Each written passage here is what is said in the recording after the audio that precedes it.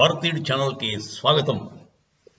తమిళనాడు మన కె అన్నమలై గారి ఈ ప్రదేశం.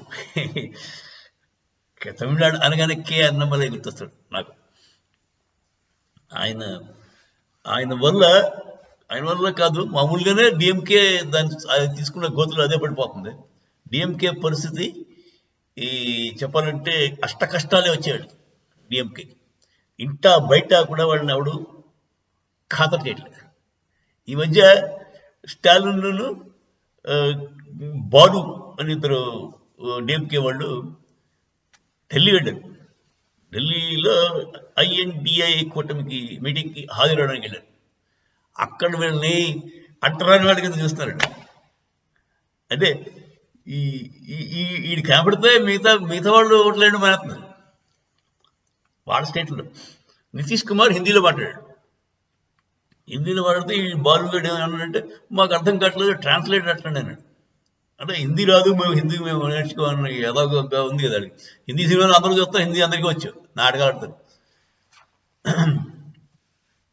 సో అప్పుడు ఇంగ్లీష్ నేర్చుకోవడానికి సిగ్గు లేదు, కానీ నా కడుకులకి హిందీ నేర్చుకోవడానికి బాధపడతారా? హిందీ మన భాష, అది దాని దాని లిపి అంతా కూడా సంస్కృతం, గీర్వాణ భాష. సో అది హిందీ నేర్చుకోవాల్సిన అవసరం అందరికీ ఉంది. సరే, ఇప్పుడు అదే నితీష్ కుమార్ అన్నాడు, చెప్పాడు మీరు హిందీ నేర్చుకోవాల్సిన అవసరం ఉందంటే ట్రాన్స్లేటర్ పెట్టడం, కావాలంటే ఉండండి, లేదా దొబ్బేయండి అన్నట్టుగా మాట్లాడాడు. అది వాళ్ళకి జరిగిన ఇన్సిడెంట్. దానికి ఏం మాట్లాడక నోరు మూసి వచ్చేసారు సిగ్గు లేకుండా ఇద్దరు. ఆడే ప్రొటెస్ట్ కూడా ఇయ్యలేదు. రావడం నితీష్ కుమార్ హిందీ అందరూ నేర్చుకోవాల్సిన అవసరం ఉంది, సౌత్ కూడా నేర్చుకోవాలని చెప్పాడు. సింపుల్గా. బేసిక్ ప్రాబ్లం ఏంటంటే వీళ్ళ వల్ల ఈ గోమూత్ర స్టేట్స్ అని, పానీపూరి స్టేట్స్ అని, తర్వాత ఏమో ఇది సనాతన ధర్మాన్ని నిలుబూర్లు ఇచ్చేస్తానని ఏదో కబుర్లు చెప్పారు కదా వీళ్ళు. దానివల్ల వీళ్ళు కానీ కనపడితే వాళ్ళ ఓటు బ్యాంక్ పోతుంది. హిందువులు ఎవడు వీళ్ళు అసహించుకుంటారు. నార్త్ ఇండియాలో స్ట్రాంగ్ హిందువులు అందరూ. మన వాళ్ళు కూడా హిందువులు గట్టిగా లేకపోతాం సౌత్లో, కానీ మెత్తన వాళ్ళు వాడే నేర్చుకుంటాడులే, వాడికి అంతా రేపు తెలుసుకుంటాడులే పాపం అని వదిలేస్తాం, బయటికి పడం. కానీ నార్త్లో అలా కాదండి, వాళ్ళు దెబ్బతిన్నారు పాపం. ముస్లిమ్స్ వాళ్ళు దెబ్బతిన్నది వాళ్ళు. అందుకే వాళ్ళకి తెలుసు హిందుత్వం ఎలా కాపాడుకోవాలి, ఎలా ఉండాలి. అంచేత నార్త్ వాళ్ళు మాత్రం స్టాలిన్ గారు కానీ ఈ డిఎంకే వాడికి ఎవడైనా వచ్చినా సరే ఎలక్షన్ క్యాంపెయిన్కి మొత్తం ఓట్లన్నీ పోతాయి, హిందూ ఓట్లు. అందుకే ఈ మొన్న మహారాష్ట్ర క్యాంపెయిన్ కూడా రావత్ బాబు మీరు మాత్రం రాదని చెప్పాడు వాడు కమల్నాథుడు. అందుకని ఏమన్నాడంటే డిఎంకే మాత్రం రావద్దండి. తర్వాత ఇంకోడు ఖర్గేగడు కూడా వద్దు, ఖర్గేగడు కొడుకేదో పిచ్చి కబుర్లు చెప్పాడు. దాంతో ఖర్గే వద్దు, డిఎంకే వద్దు అని చెప్పేసి క్లియర్గా చెప్పారు. కాంగ్రెస్ వాడే, ఖర్గే అంటే కాంగ్రెస్ ప్రెసిడెంట్, వాడిని వద్దన్నాడు. అలా ఉంది. ఆఖరి రాహుల్ గాంధీ వెళ్తానంటే కూడా వద్దు బాబు నువ్వు రావద్దు, వస్తే ఓట్లు పోతాయని చెప్పిన పరిస్థితులు కూడా ఉన్నాయి. మీకు పంజాబ్లో క్లియర్గా చెప్పారు అక్కడ. అంచేత ఇప్పుడు అది డిఎంకే పరిస్థితి అక్కడ అలా ఉందండి. అలా ఉండగా ఇక్కడ వాళ్ళ హోమ్ స్టేట్లో వరదలు, తమిళనాడులో భయంకరమైన, మెడ్రాసు అందరూ సిటీలని మునిపోయి, ఆ వరదల వల్ల పీపుల్ అందరూ కూడా కొంచెం అసంతృప్తితో ఉన్నారు. ఈ వరదలన్నీ పెట్టుకుని ఇక్కడ ఢిల్లీ పోయేటని కూడా కొంతమంది అంటున్నారు. అదే టైంలో మన హీరో ఉన్నాడు కదా అన్నవరి, ఆయనకి ఏ రకమైన స్టేట్ సపోర్ట్ లేదు, అతను అపోజిషన్. ఆయన వచ్చి అందరి దగ్గరికి వెళ్ళి ఏదో ఒక అతని చేతనైన పనులు చేయిస్తున్నాడు ఈ వరద బాధితులు. అదండి. సో ఒకటి ప్లస్ పాయింట్ అన్నమలకి, రెండు నెగిటివ్ పాయింట్ వాడికి. అలా డిఎంకే. ఇదిలా ఉండగా వాళ్ళ ఒక పెద్ద మినిస్టర్, సీనియర్ మినిస్టర్, 72 ఏళ్ళు ఆయన పేరు కురుమూడి ఏదో, అతను కోర్టు, హైకోర్టు, మద్రాస్ హైకోర్టు ఆదేశం ప్రకారం 3 ఏళ్ల పాటు అరెస్ట్ అయిపోయాడు. సో 3 ఏళ్ళు అరెస్ట్ అంటే మీకు తెలుసు కదా, 2 ఏళ్ళ కన్నా ఎక్కువ అయితే ఆ మినిస్టర్షిప్ పోతుంది, ఎమ్మెల్యేషిప్ పోతుంది, అని పోతాయి.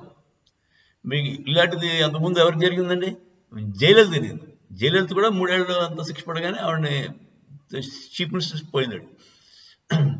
సో తమిళనాడులో ఇది మూడోసారి. మధ్యలో రెడ్డి కూడా ఉన్నాడు. ఈయన ఎలా అంటాడంటే, ఇతను డిస్ప్రపోర్షనేట్ అసెట్స్ అంటే చాలా ఎక్కువ సంపాదించాడు. ఎలా సంపాదించాడు అంటే మైనింగ్లో సంపాదించాడు. ఆ మైనింగ్ మినిస్టర్ కింద ఉండేవాడు. ఆ టైంలో బాగా అసెట్స్ సంపాదించాడని ఆరోపణ వస్తే అది కింద కోర్టు, డిస్ట్రిక్ట్ కోర్టు ఏమో అది కొట్టేసినా సరే హైకోర్టు, మెడ్రాస్ హైకోర్టు సువోమోటో దాన్ని తీసుకుని విచారించి ఒక జడ్మెంట్ ఇచ్చింది.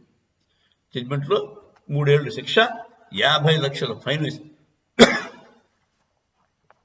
ఆయనకి వాళ్ళ ఆవిడకి కూడా వేసి. సో దీంతో అతని పోస్ట్ పోయింది, మినిస్ట్రీ పోయింది, ఆయన ఎమ్మెల్యే కింద ఉన్నది కూడా పోతుంది. అంతేత ఇది ఒక పెద్ద దెబ్బ. ఇది ఎలా దెబ్బ అంటే, ఇప్పుడు ఆల్రెడీ సింథిల్ బాలాజీ అని ఒకడు ఉన్నాడు. వాడు డబ్బులు కలెక్ట్ చేసి ఇచ్చేవాడు డిఎంపీకి. ఆ సింథిల్ బాలాజీ లాంటి వీడు కూడా డబ్బులు కలెక్టరే. కలెక్ట్ అంటే వాడు సంపాదించుకుంటాడు, పైగా దాంట్లో కొంత పార్టీకి ఇస్తాడు. అందుచేత డిఎంకేకి కూడా అంటే పెద్ద వాడు అసెట్ ఉన్నాడు. సో ఈ 2 విధాలుగా ఇంటా బయట అవమానం పడుతుంది. తర్వాత మొన్న సనాతన ధర్మాన్ని నిర్మూలించేస్తాను అని పోచికవులు ఏమని చెప్పాడు కదా ఉదయనిధి స్టాలిన్ గడు. ఆ కేసు కూడా విచారణ పూర్తయింది, జడ్జ్మెంట్ రిజర్వ్డ్లో ఉంది. ఏమద్ద భయం, ఆ భయం. సో ఇవంతా ఇలా ఉండగా మన అన్నమలయ్య గారు ఆయన పని ఆయన చేసుకుపోతున్నాడు. అంటే ఆయన స్వచ్ఛందంగా వెళ్ళి అందరికి చేతనైనంత సహాయం చేస్తున్నాడు. నేను ఉన్నానని చెప్తున్నాడు వరద బాధితులకి వాళ్ళకి. ఇదండి అన్నమలయ్య గారి గ్రాఫ్. అలా రైమని పైకి వెళ్తాను. ఈ డిఎంకే వాళ్ళ అసంతృప్తి కూడా బాగా పెరుగుతుంది. సో ఈ సమయంలో డిఎంకే పార్టీలు మెయిన్ రెండు పార్టీలు, ఏఐడిఎంకే, డిఎంకే. ఏఐడిఎంకే జయలలిత గారి పార్టీ. జయలలిత గారు ఒకప్పుడు మన బీజేపీతో పొత్తు. ఆ తర్వాత ఈ మధ్య కాలంలో వాడు పొత్తొద్దని పోయారు. మంచి పని.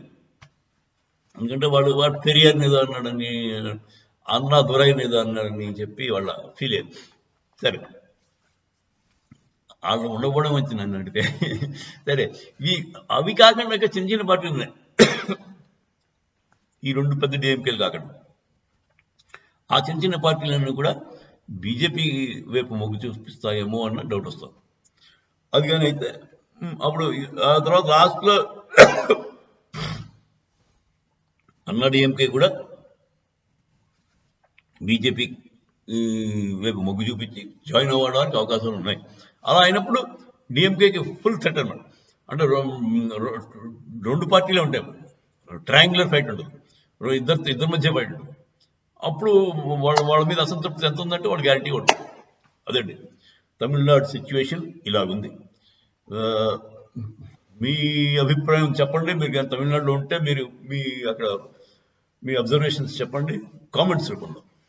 మా వీడియో కానీ నచ్చినట్టయితే లైక్ చేయండి, షేర్ చేయండి. జై హింద్.